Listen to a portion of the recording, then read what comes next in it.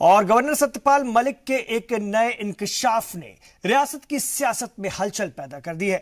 Governor के बयान के पेश नजर मुख्तलिफ सियासी जमातों ने मामले की आला सतही जांच का मुतालबा किया है।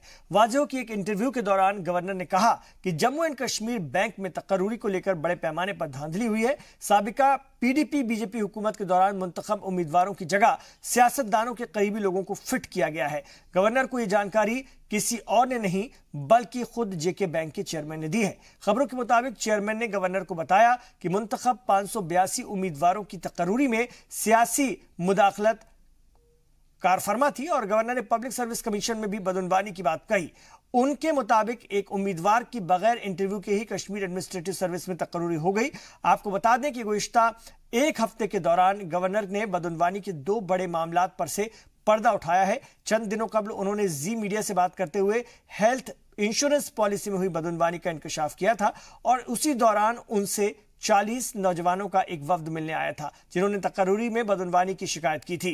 इधर नेशनल कॉन्फ्रेंस के नायब सदर और साबिक वजीर आला उमर अब्दुल्ला ने सोशल मीडिया पर गवर्नर के बयान को नकल करते हुए साबिक हुकूमत पर सवाल उठाया।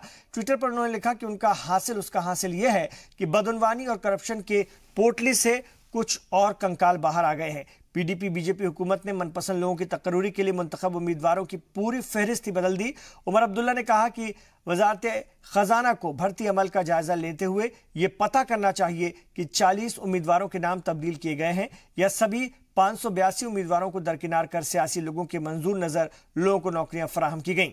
इधर गवर्नर के बयान के बाद नेशनल कॉन्फ्रेंस और कांग्रेस को साबिका पीडीपी बीजेपी हुकूमत के खिलाफ एक नया मुद्दा मिल गया है। सीनियर लीडर अली मोहम्मद सागर ने कहा कि गवर्नर की बयान से साबित हो गया है कि उस वक्त के अपोजिशन के इल्जामात सही थे। उन्होंने कहा कि गुज़िश्ता सेशन के दौरान हिज़्ब इख्तिलाफ ने इस मामले पर हुकूमत से जवाब देने को कहा था, लेकिन उस वक्त के वजीर खजाना ने इन इल्जामात को सख्ती से उसकी तरदीद की थी। अली सागर का कहना है कि बैंक चेयरमैन परवेज अहमद की तरदीद के बाद मामला मजीद पेचीदा हो गया है। उधर कांग्रेस ने बैंक भर्ती और हेल्थ इंश्योरेंस स्कीम मामले को लेकर के आज एहतजाज भी किया। और हैरानगी की यह आप देख रहे हैं दोनों में सच कौन बोलता है, गवर्नर साहब सच बोलते हैं या चेयरमैन जम्मू कश्मीर बैंक सच बोलता है? क्योंकि जम्मू कश्मीर बैंक के चेयरमैन साहब ने कहा है कि हमने बड़ी शफाफियत के साथ रिक्रूटमेंट की है, प्रोसीजर रूल्स के तहत की है, जबकि गवर्नर साहब कहता है कि मुझे शिकायत आई है कि 122 लोगों के जो उनको जो हक बनता था उनको नहीं दिया। लेकिन 122 जब मैंने चेयरमैन को बुलाया उसने कहा 122 नहीं 544, ये गवर्नर साहब कहता है। आप दोनों में सच कौन बोलता है? मेरे ख्याल में वही असर्टेन हो जाएगा। नहीं, हमने पहले बहुत एहतजाज किया इसमें। अगर ये बात साबित होगी जो हमने उस वक्त अप्रीहेंशंस किए थे वो सही थे, उनको टाल दिया गया। इसी तरह और भी बहुत मसला गवर्नर साहब का ये कहना कि एक लड़का केस में बैठा ही नहीं उसको डिग्री दी गई, ये वेरी सीरियस चार्ज। कौन है ये?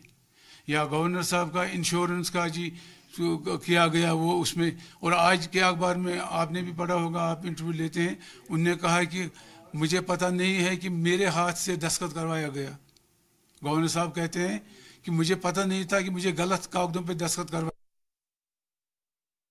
कांग्रेस जमात की डिमांड है कि इसकी एक इंक्वायरी की जाए, एक सिटिंग हाई कोर्ट का जज बिठाया जाए जो दूध और दूध पानी का पानी लोगों के बीच में आ जाए, ताकि जम्मू कश्मीर बैंक के अंदर जो मुलाजमत को लेके स्कैंडल हुआ है, जो इंश्योरेंस पॉलिसी जो रिलायंस को यहाँ पे इंट्रोड्यूस किया गया किसी लोकल कंपनी के माध्यम से, और उन्होंने वो टेंडर जो है वो बैकडोर से लिया और उसमें करोड़ों रुपया मुलाजमों का जमा हुआ और उसमें गवर्नर साहब ने उसको कैंसिल किया। हम उसकी भी मुबारकबाद उनको देते हैं। लेकिन उन्होंने ये भी उसके साथ साथ कहा कि यहाँ पे हमारे कुछ मुलाजिम हैं जो मुझे पता है इसके पीछे किनका हाथ है, मैं उनको विजिलेंस में भी दे रहा हूँ और अगर हो गया तो क्राइम में भी दूंगा।